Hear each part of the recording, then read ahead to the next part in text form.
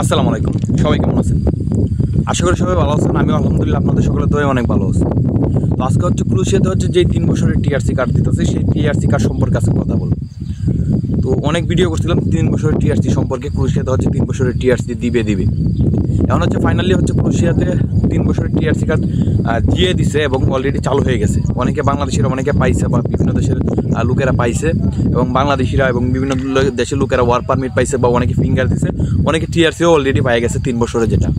তারপরে হচ্ছে ক্রোয়েশিয়াতে 3 বছরের টিআরসি দেওয়ার পরে হচ্ছে মানুষের কেন আগ্রহ নাই, বা ক্রোয়েশিয়া সম্পর্কে এতটা 3 বছরের টিআরসি দিয়েছে তারপরে হয়তো কেন গুঞ্জন নাই। তো এটার কারণেই হচ্ছে 3 বছরের যে টিআরসিটা দিচ্ছে সেটা হচ্ছে কোম্পানির আন্ডারে।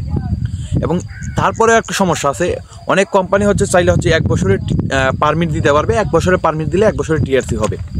এবং যেই কোম্পানি ইচ্ছে করলে আপনাকে হচ্ছে 3 বছরের টিআরসি দিতে পারবে এবং 1 বছরের টিআরসি দিতে পারবে। এবং টিআরসি কার্ডটা যেটা আছে সেটা হচ্ছে কোম্পানির আন্ডারে।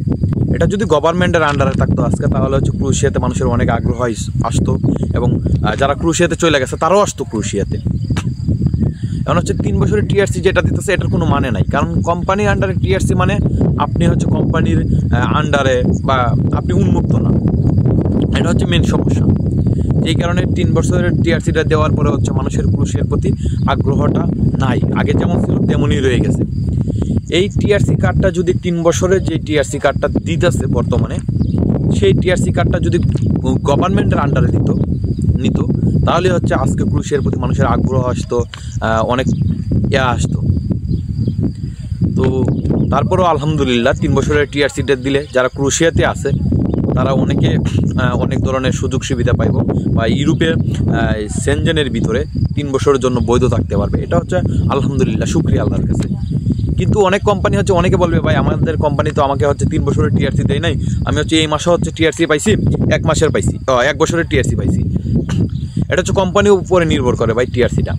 কোম্পানি আপনাকে চাইলে হচ্ছে 3 বছরের টিআরসি দিতে পারবে, কোম্পানি চাইলে হচ্ছে আপনাকে 1 বছরের টিআরসি দিতে পারবে।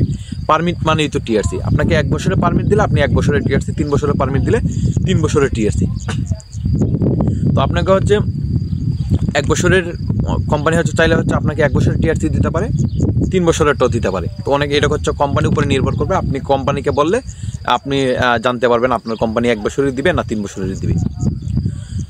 তো আরেকটা বিষয় হচ্ছে অনেক বাংলাদেশিরা যারা আশায় আছে, যারা 24-এর ফাইলগুলো ছিল তাদের অনলাইনগুলো হচ্ছে বাতিল হয়ে গেছে।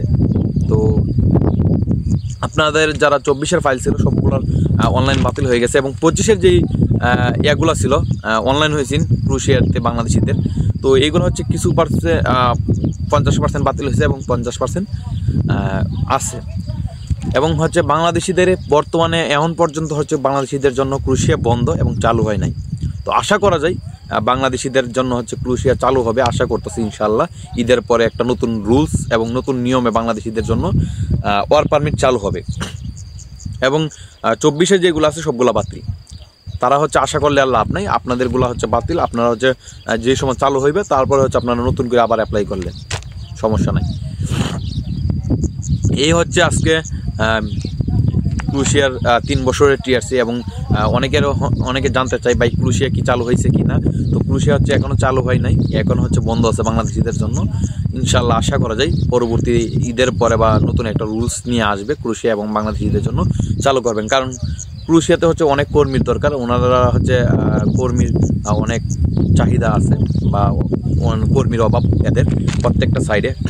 যেহেতু ক্রোয়েশিয়াতে সেনজেনের পরে অনেক বিল্ডিং বা বিভিন্ন রেস্টুরেন্ট বা ট্যুরিস্ট সেন্টারে বিভিন্ন জায়গায় হচ্ছে ফ্যাক্টরিতে লোকের দরকার। তো ওনারা হচ্ছে আশা করা যায় চালু করবে বাংলাদেশিদের জন্য ইনশাআল্লাহ। তো সবাই যদি ভিডিওগুলো ভালো লাগে সাবস্ক্রাইব করবেন এবং আমার সাথে থাকবেন সবসময়। তো সবাই ভালো থাকবেন, সুস্থ থাকবেন, আল্লাহ হাফেজ।